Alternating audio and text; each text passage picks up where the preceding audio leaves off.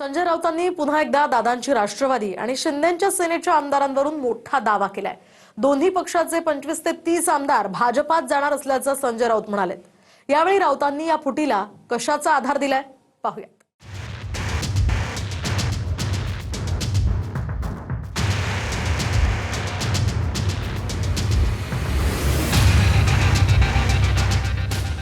दोन्ही पक्ष भविष्यामध्ये हा पक्ष 25 ते 30 आमदारांसह भाजपामध्ये विलीन होईल। अजितदादा आणि शिंदेच्या शिवसेनेचे प्रत्येकी 25 ते 30 आमदार भाजपात जाणार असा दावा पुन्हा एकदा राऊतांनी केलाय। भाजपात जाऊन स्वतःला विलीन करण्याशिवाय त्यांच्याकडे पर्याय नाही असं राऊतांनी म्हटलं। भविष्यामध्ये हा पक्ष 25 ते 30 आमदारांसह भाजपामध्ये विलीन होईल। त्याचं नेतृत्व कोणाकडे असेल ते मी आत्ता सांगत नाही। आणि त्याचबरोबर शिंदे गटाचेही तितकेच आमदार हे भाजपात विलीन होतील। दोन्ही पक्षांचे तेवढे 25-30 आमदार हे भाजपात विलीन होण्याच्या मानसिकतेमध्ये आहेत। फक्त त्यांना काही काळ वेट अँड वॉच थांबण्यास सांगितलं। सुनित्राताई पवारांचा पक्ष आणि एकनाथ शिंदेचा पक्ष भविष्यामध्ये यांना विलीन व्हावंच लागेल। राष्ट्रवादी काँग्रेस पक्षाचा एकही आमदार हा अजितदादाचा पक्ष सोडून जाणार नाही। एकही आमदार। आता वास्तविक आपल्या संजय राऊतांनी आपले खासदार सांभाळावेत तेच बरेचसे चाललेले आहेत अशा बातम्या आम्ही ऐकलेल्या आहेत। आजच्या घडीला मला वाटत नाही तसं काही असेल। शेवटी कोणत्या पक्षातले लोक कुठे जातील हे निवडणुकीच्या वेळेला त्यावेळची परिस्थिती बघून निर्णय घेतील। काही आमदार त्या बाजूने जातील याच्या बाबतीमधली शक्यता नाकारता येत नाही। सद्य परिस्थिती तशी परिस्थिती होईल असं मला वाटतं। तुमच्या संपर्कात काही आमदार आहेत?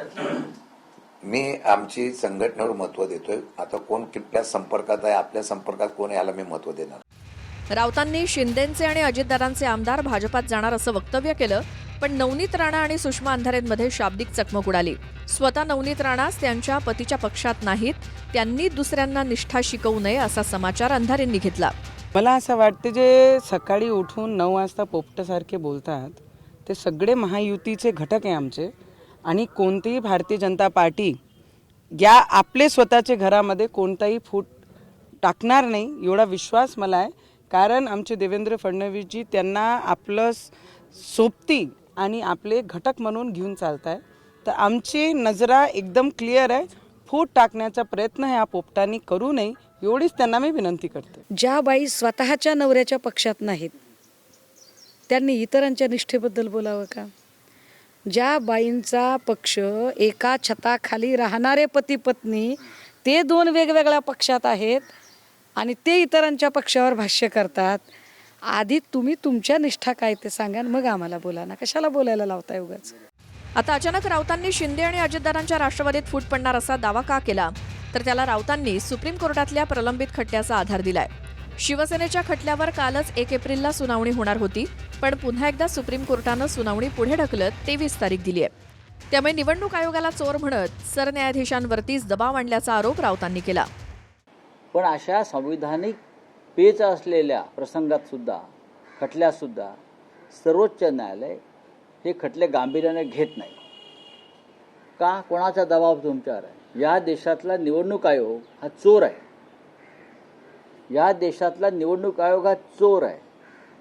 कालच एका प्रमुख व्यक्तीनं निर्मला सीतारामन यांचे जे पती आहेत परकला प्रभाकर राव यांनी आंध्रमध्ये रात्री 11 नंतर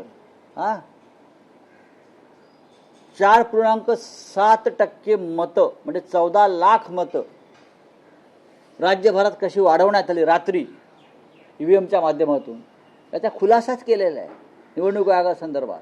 मग चंद्रचूड असतील, मग भूषण गवई असतील, मग अमुक असतील, पण इथे कोणीही रामशास्त्री नाही। सगळे दामशास्त्री आणि कामशास्त्री आहेत एवढंच सांगतो। अलिबागच्या बंगल्यामध्ये संजय राऊत नेमकं काय काय पीएचडी करतात हे महाराष्ट्राने बघितलंय। अलिबागच्या बंगल्यातले काळे कारनामे हे लोकांसमोर आले तर संजय राऊत तुम्हाला तोंड दाखवता येणार नाही। त्यामुळं खऱ्या अर्थानं हरामशास्त्री संजय राऊत आहेत आणि कामशास्त्रीमध्ये देखील पीएचडी करण्याचं काम संजय राऊतांनी केलंय। इतरांना तोंड उघडायला लावू नका, तुमचं तोंड काळं झाल्याशिवाय राहणार नाही। शिवसेनेच्या खटल्याला जवळपास 4 वर्ष झाली आहेत. अद्याप नव्या तारखांच्या चक्रात शेवटचा युक्तिवाद अडकलाय. आता पुढची तारीख 23 एप्रिल आहे.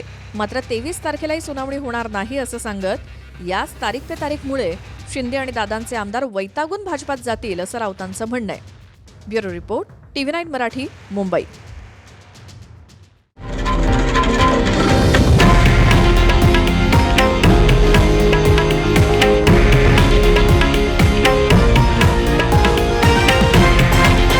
हे आहे देशातील नंबर 1 न्यूज नेटवर्क आणि आपण पाहत आहात TV9 मराठी, एकमेव.